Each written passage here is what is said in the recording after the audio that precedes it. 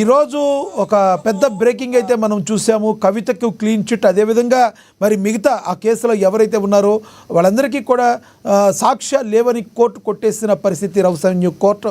దీన్ని ఎలా చూడాలి? కేంద్రం ఇరికించటానికే వీడిని ఈ రకంగా మరి ఇలా చేసిందా అనుకోవాలా? ఇదంతా రానున్న రోజుల్లో ఏ విధంగా కేంద్రం మెడకు చుట్టుకోబోతుందంటే ఏం చెప్తారు? కృష్ణ గారు, మీకు మిత్రులు రాజమౌళి గారికి, రామ్మోహన్ గారికి, అట్లాగే డాక్టర్ గారు అలాగే మనకు సామాన్య కృష్ణ రాజకీయాలతో పని లేకుండా మొదటి కేసు మాట్లాడారు. ఎందుకంటే కేసులో ఛార్జ్షీట్ వేశారు. దాదాపు 45 రోజులు వాదన కలిసింది. 45 రోజులు వాదన తర్వాత పూర్తి స్థాయిలో ఇవాళ 1 నుంచి 23 మొత్తం అందరి నుంచి కనిపించారు. ఇక్కడ ఒక కేజ్రీవాల్, ఒక కవిత పేరు చెప్పాల్సి ఉంటుంది. అందరూ ముఖ్యులుగా మనం చెప్పుకుంటున్నాం. కేజ్రీవాల్ గారు, మనీష్ సిసోడియా గారు, అట్లాగే కల్వకుంట్ల కవిత గారు, అందరి పేర్లు చెప్పుకుంటున్నాం. మొత్తం 23 అంటే కేసులో ఏం లేదంటే నా ఉద్దేశం ఏంటంటే, ఇప్పుడు నేను మొదటి చెప్తున్నాను, హేర్ హాయ్ మగన్ అంధేర్ నహి అని కోర్టు తీర్పును స్వాగతిస్తున్నాను. ఎందుకంటే మామూలుగా రాజకీయ నాయకులు అది వేరు, కానీ ఎందుకు స్వాగతిస్తున్నానంటే బేసిక్ గా ఆ కేసులో పసనే లేదు. అంటే ఖాయానాయ్ బియానాయ్ గిలాస్ పోటీ దియా అని ఒక సామెత ఉంది. అదే దేర్ హై మగర్ అంధేర్ నహి అని కూడా ఉర్దూలో సామెత ఉంది. ఏమంటే ఆలస్యమైన న్యాయం. రెండు రాజకీయ పార్టీలు కొంచెం తనతోని వ్యవహరిస్తాయి, వాళ్ళు అనుకూలంగా మాట్లాడతారు. కానీ మనం జనరల్ గా కోర్టు తీర్పుని ఎట్లా చేయవచ్చు అంటే, ఒకటి ఆ కేసులో ఏముంది ఏం లేదని తేల్చే క్రమంలో అన్ని తప్పుడు కేసులు పెట్టారు. చివరికి ఈ కేసులో ఏమీ లేదని తేలింది, మీరు అవసరమైతే మీ మీదనే కేసు ఎందుకు పెట్టకూడదని సిబిఐ వాళ్ళు అడిగింది కదా. ఇది చాలా కీలకమైన అంశం. కానీ రాజకీయ పార్టీలు హర్షం వ్యక్తం చేస్తాం అంటే వాడికి ఇష్టం లేకపోవచ్చు, కానీ ఈ కేసులో ఏమీ పసి లేకుండా అందరిని ఇరికించారు. ఇందులో ఏముంది కనుక కొండందవి ఇలకనైనా పట్టారా, మీరు ఛార్జ్ షీట్ వేసిన తర్వాత కూడా అందులో ఏమి లేదు కదా అని చెప్పి రౌసన్యూ కోర్టు, నేను జడ్జి ఎవరికి పేరు కూడా మనం చెప్పొద్దు అంటున్నాను, పేరు వెల్లడిస్తున్నాను, కానీ పేరు కూడా అవసరం లేదు. ఎందుకంటే రేపు తీర్పు అనుకూలంగా వస్తే ఒక మాట, తీర్పు వ్యతిరేకంగా వస్తే ఒక మాట మాట్లాడే ప్రయత్నం ఉన్నది కనుక అది నేను తీర్పు ఎవరిచ్చినా రౌసన్యూ కోర్టు, అది స్థానిక మనం ఏమంటారంటే సిబిఐ కోర్టు, సిబిఐ క్షేత్రస్థాయి కోర్టు ఆ తీర్పును ఆహ్వానిస్తున్నాను. ఎందుకంటే చూస్తున్నాం అంటే సిబిఐని, ఈడీలను ఇప్పుడు కాదు, అప్పుడు కాంగ్రెస్ ప్రభుత్వంలో, ఇప్పుడు బీజేపీ కూడా రెండు కూడా తమ పెంపుడు కుక్కర్లాగా, పెంపుడు చిలకల్లాగా, అంటే కొంచెం చిన్న పదం అవుతుంది, పెంపుడు కుక్కర్లాగా సందర్భాలు ఉన్నాయి కాక వాడుకున్న సందర్భం చూసాం. గతంలో సిబిఐని ఇదే కాంగ్రెస్ పార్టీ అధికారం ఉన్నప్పుడు బీజేపీ ఏమన్నది, కాంగ్రెస్ బ్యూరో ఆఫ్ ఇన్వెస్టిగేషన్ అన్నది సిబిఐ. ఇప్పుడు బీజేపీ బ్యూరో ఆఫ్ ఇన్వెస్టిగేషన్ మారిపోయిందంటే ప్రభుత్వం ఎవరంటే వాళ్ళకు ఊడిగం చేస్తుంది ఈ కోర్టులు చూస్తున్నాం. ఈ దశలో చూస్తే మనకు అర్థమవుతుంది ఏంటంటే, ఈ కేసులో కూలంకషంగా అన్ని బాధలు ఉన్న తర్వాతనే కేసులో ఏమీ లేదని 23 మందికి క్లీన్ చిట్ తెచ్చుకుంటూ అసలు కేసులో ఏం లేదని చెప్పి ఉల్టా నివేదించి అని నేను కూడా అంటున్నాను. నిజంగా అడ్వకేట్ గా ఇప్పుడు ఎవరైతే వీళ్ళ విలువైన జీవితాన్ని, కేజ్రీవాల్ గారు నెలల తరబడి జైల్లో ఉన్నారు, సంవత్సరాల తరబడి, కవిత ఉన్నది, సిసోడియా ఉన్నారు, వాళ్ళ మంత్రివర్గం చాలా మంది మంత్రులు ఉన్నారు, లేకుంటే ముఖ్య నాయకులు ఉన్నారు, వీళ్ళందరి జీవితాన్ని ఎవరు తిరిగిస్తారంటున్నాను. చాలా రకరకాల ఖననం చేసిన వాళ్ళు ఉన్నారు. ఏమంటే లేడీ అని చూడకుండా కూడా కవిత గారిని ఇష్టం అన్నట్టు మాట్లాడే సందర్భం చూసాం. ఎట్లా పడితే అట్లా ఒక లిక్కర్ రాణి అని రకరకాల పేర్లు పెట్టారు చేశారు. అందుకని ఎప్పుడు కూడా రెండు ఉంటాయి లక్ష్మణ, మగవాళ్ళ మీదనేమో అవినీతి పరుడని ముద్ర వేయడం, ఆడవాళ్ళ మీద శీలం మీద ముద్ర వేయడం, రెండింటితో చాలా వీక్ అవుతారు. అందుకని కేజ్రీవాల్ నాకు మంచి మిత్రుడు.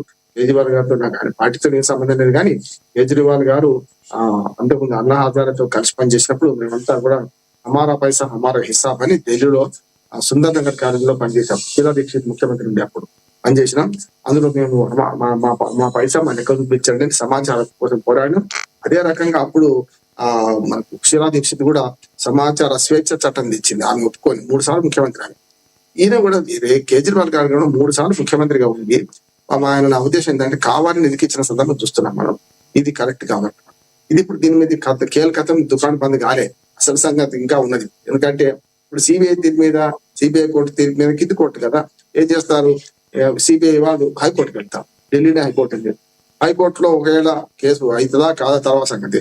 హైకోర్టులో గెలవకపోతే సిబిఐ సుప్రీంకోర్టుకి వెళ్తుంది. అంటే ఈ వరుసగా నడుస్తూనే ఉంటుంది, ఆగది అంటున్నాను నేను.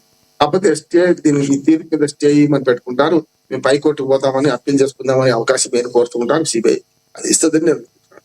కానీ ఈ ప్రభుత్వానికి నా సలహా ఏంటంటే వీలైనంత వరకు స్టే పైకోర్టుకు ఒకటి అంటున్నాను. ఎందుకంటే ఇది ఏమీ బసలేదని కింది కోర్టు, క్షేత్రస్థాయి కోర్టు తేల్చినాక ఇంకా పైకి పోతే లాభం లేదు. సరే ఒకటి అయిందంటే అదృష్టం ఏంటంటే కవితది ఆమె రాజీనామా చేసి కవిత పార్టీలో లేదు బయటకు వచ్చింది కనుక నడిచింది. లేకపోతే కాంగ్రెస్ వాళ్ళు ఏమనేవాళ్ళు అంటే ఇప్పుడు బీజేపీ బీఆర్ఎస్ ఒకటే అనేవాళ్ళు, సమస్య లేదు కదా.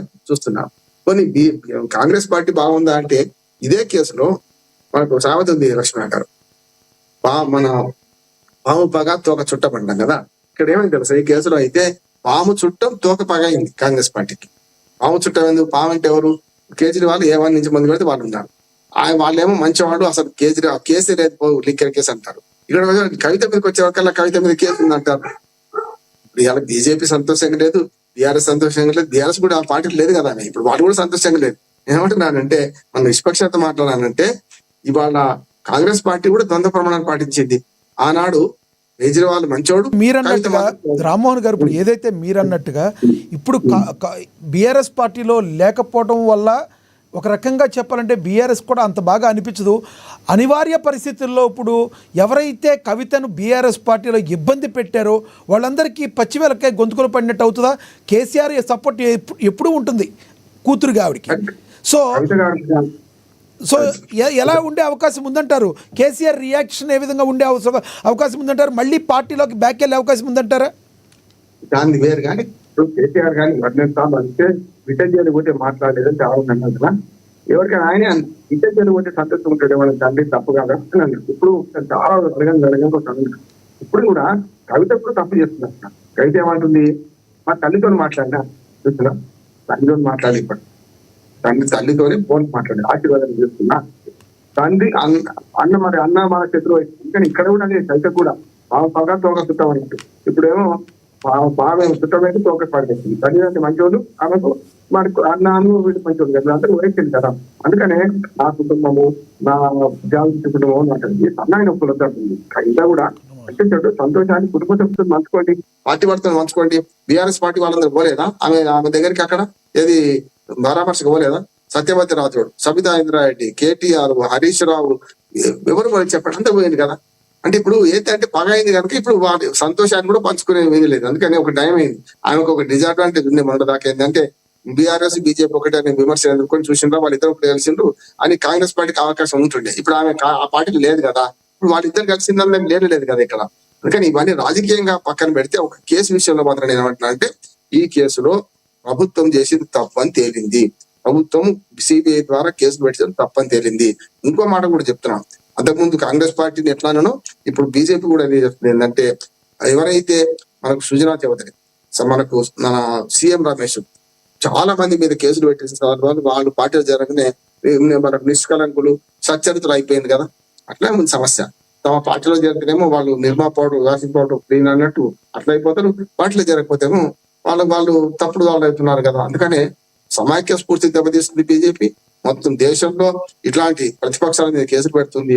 ఇందులో కాంగ్రెస్ పార్టీ కూడా ద్వంద్వ ప్రమాణాలు పాటించదు అంటున్నాను. బీజేపీ తప్పు చేస్తే తప్పని, కానీ మీ దానిలో కూడా కూటమిలో లేని పార్టీల వైపు ఒకవైపు, కూటమిలో ఉన్న పార్టీ వైపు వరకు మాట్లాడుతున్నారు. అప్పుడు కూడా కేజ్రీవాల్ సమర్థించింది ఎందుకు కాంగ్రెస్ పార్టీ అంటే ఆనాడు కూడా అప్పటికి ఆయన కేజ్రీవాల్ వ్యతిరేకం కాలేదు, హర్యానా ఎన్నికలు రాలేదు కనుక కేజ్రీవాల్ పంచాడు. అంటే అసలు కేజ్రీవాల్ మూలమే ఆయన అంటుంటే ముఖ్యమంత్రి ఆయన ఉందంటే ఆయన మంచివాడు ఎట్లంటారు అలా ఏ20 ఉన్న కవిత ఎంత పెట్టేది. అందుకని రెండు రాజకీయ పార్టీలు, రెండు జాతీయ పార్టీలు ప్రజలకు అన్యాయం చేస్తున్నాయి. ఇక్కడికి వచ్చే కల్లా తీర్పుడు స్వాగతిద్దాం. తీర్పు మీద ఇప్పటికీ కేంద్ర ప్రభుత్వం సలహా ఏంటంటే సిబిఐ ద్వారా అప్పీలు పోకండి, ఇంకా పరువు తీసుకోకండి అంటే ఇంత. రైట్ సార్, నేను మళ్ళీ మాట్లాడతాం మీతో. మనం రాజమౌళి గారితో మాట్లాడదాం, రాజకీయ విశ్లేషకులు. రాజమౌళి గారు నమస్తే.